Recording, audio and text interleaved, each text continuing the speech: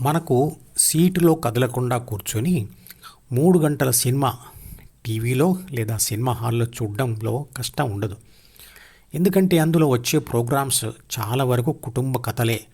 కుటుంబ విషయాలు, బంధాలు, బాంధవ్యాలు మరియు సామాజిక సమాచార విశ్లేషణ అందరికీ చిన్నతనం నుండి అలవాటైనదే కాబట్టి అది అర్థం కావడం కష్టం అనిపించదు. కనిష్టమైన విశ్లేషణ శక్తి ఉంటే చాలు, వాటిని చూస్తూ హాయిగా సమయం గడపవచ్చు. కానీ సైన్స్, మ్యాథ్స్, ఇంజనీరింగ్ మరియు మెడిసిన్ లాంటి అంతవరకు తెలియని లేదా వినని సమాచార సేకరణ మరియు విశ్లేషణకు ఆసక్తి, శక్తి, యుక్తి మరియు సమయం ఎక్కువగా ఉపయోగించాలి. ఎన్నిసార్లు ఓడిపోయినా పట్టు వదలని ఓపిక ఉండాలి. నిజానికి కఠినత్వం విషయాన్ని అర్థం చేసుకోవడంలో ఉండదు, ఆసక్తి ఉండడం లేదా ఉండకపోవడం అనేది ప్రధాన విషయం. ఆసక్తి లేకుంటే 2 నిమిషాల విశ్లేషణతో తలనొప్పి ఖచ్చితంగా వస్తుంది. అతి చిన్నతనంలోనే పిల్లల్లో ఆసక్తి ఉండడం, ఉండకపోవడం అనే తేడా ఎందుకు ఉంటుంది? ఒక కారణం పుట్టుకతో వచ్చే ప్రాథమిక మనసు, రెండవది చుట్టూ ఉన్న పరిస్థితులు. కానీ ఈ రెండింటిని అధిగమించే శక్తి సరి అయిన గురువు ఉంటే వస్తుంది. భగవద్గీత కూడా అలాంటి ఇది వరకు తెలియని లేదా వినని విషయాలతో రాయబడిన పుస్తకం. ఇది చదవడానికి లేదా వినడానికి మరియు మననం చేస్తూ అర్థం చేసుకోవడానికి, సమాచార విశ్లేషణకు కూడా ఆసక్తి, పట్టుదల మరియు ఓపిక ఉండాలి. ఈ ఆత్మశాస్త్రం 1 లేదా 2 వీడియోలు చూడగానే కొందరికి అవి ఆసక్తికరంగా అనిపించి వెంటనే సబ్స్క్రైబ్ చేసుకుంటారు. కానీ తర్వాత వచ్చి 1-2 వీడియోలలోని సమాచారం వారికి అంత ఆసక్తికరంగా అనిపించకపోవడంతో వెంటనే చూడడం మానేయడమో లేదా అన్సబ్స్క్రైబ్ చేసుకోవడమో చేస్తారు. ధ్యానం వలన ప్రాపంచిక గెలుపులు కూడా ఉంటాయని తెలిసినా అన్ని వీడియోలను చివరిదాకా చూసి అర్థం చేసుకుందామనే పట్టుదల ఉండదు.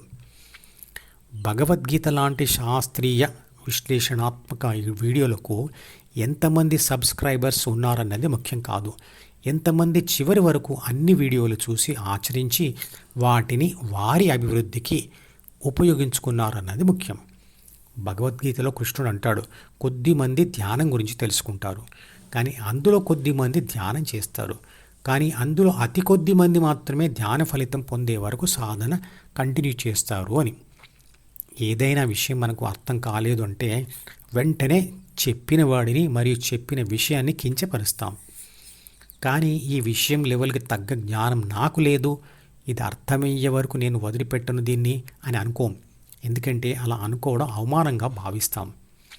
నిజానికి విశ్లేషణ శక్తి తక్కువ ఉన్న ఏ వ్యక్తి అయినా విశ్లేషణని ఎంత ఎక్కువగా ఉపయోగిస్తూ ఉంటే అది అంత ఎక్కువగా పెరుగుతూ పోతుంది, ఉపయోగించకపోతే తగ్గుతూ పోతుంది.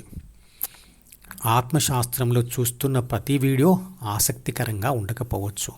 చివరిదాకా అన్ని వీడియోలు చూసి ఒక కన్క్లూజన్ రావడానికి చాలా ఓపిక కావాలి. ఒక స్టూడెంట్ తాను చదవవలసిన ఒక సబ్జెక్టులోని ఒక చాప్టర్ నచ్చలేదని ఆ సబ్జెక్ట్ని పూర్తిగా వదిలేస్తే ఏమవుతుంది? ఒక సినిమాలోనే కాదు, ప్రతి ఒక్కరి జీవితంలో కూడా ఒక విలన్ తప్పకుండా ఉంటాడు. రావణుడు నాకు నచ్చలేదు కాబట్టి రావణుడు లేని రామాయణం మాత్రమే చదువుతాను అంటే అలాంటి రామాయణం ఉంటుందా? భగవద్గీతలోని అర్థం మన ఊహకు అందనంత చాలా ఎత్తులో అంటే కఠినంగానే ఉంటుంది. అది దానంతట అదే తక్కువ స్థాయిలో ఉన్న వారి దగ్గరికి రాదు. దాని ఎత్తుకు మనిషి ఎంతో ప్రయత్నం చేసి ఎదగాలి. ప్రాపంచిక అనుభవ సమాచార జ్ఞానంలో పండిపోయి డబ్బు, సామాజిక గుర్తింపు లేదా గౌరవం పొందిన మేధావులకు సైతం భగవద్గీతలోని ఆధ్యాత్మికత కొంచెం కష్టంగానే ఉంటుంది. ఎందుకంటే వారికి ద్వితీయ మనసు పూర్తిగా ప్రాపంచిక గెలుపులతో, సుఖ సంతోషాల అనుభవాలతో, వాటి సమాచారంతో నిండిపోయి ఉంటుంది కాబట్టి.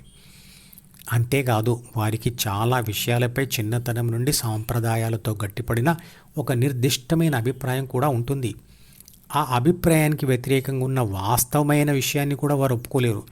నాకు తెలియని ఒక విషయం ఒకటి ఉంది అని ఒప్పుకోవడానికి వారికి అహం అడ్డుపడుతుంది. అందుకే వారు ఇవన్నీ పిచ్చి మాటల్లోని కొట్టిపారేస్తారు. వారికి దేవుడు, భగవద్గీత, స్వర్గం, నరకం, మరో జన్మ, ధ్యానం ఇలాంటి పదాలపై చిన్నప్పటి నుంచి విని లేదా చదివి తెలుసుకున్న విషయాలపై తప్పు అయినా ఒప్పు అయినా గట్టిపడిన ఒక అభిప్రాయం ఉంటుంది. భగవద్గీతలో చెప్పబడిన చాలా విషయాలు ప్రాపంచిక జీవితంలో ఎప్పుడు ఎక్కడ ఎదురుపడేవి కాదు. కాబట్టి వారు కొత్త కోణంలో ఆలోచించలేరు.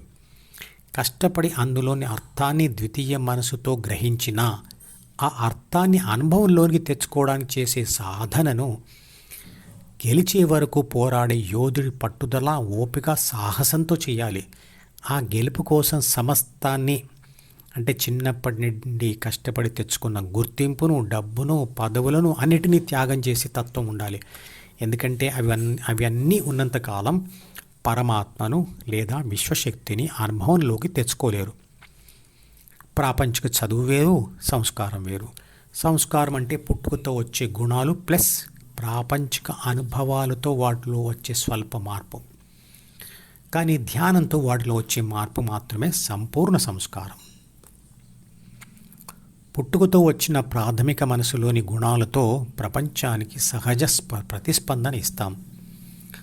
చదువు అంటే ద్వితీయ మనసులో నింపుకునే ప్రాపంచిక సమాచారం మాత్రమే. కానీ చదువుతో వచ్చే ప్రతిస్పందన కృత్రిమమైనది. దీనిని వదులుకుంటేనే పరమాత్మ లేదా విశ్వశక్తి అనుభవం దొరుకుతుంది. మధుపదం యూట్యూబ్ ఛానల్లోని ప్రతి వీడియోకి ఒక నెంబర్ ఇవ్వబడింది.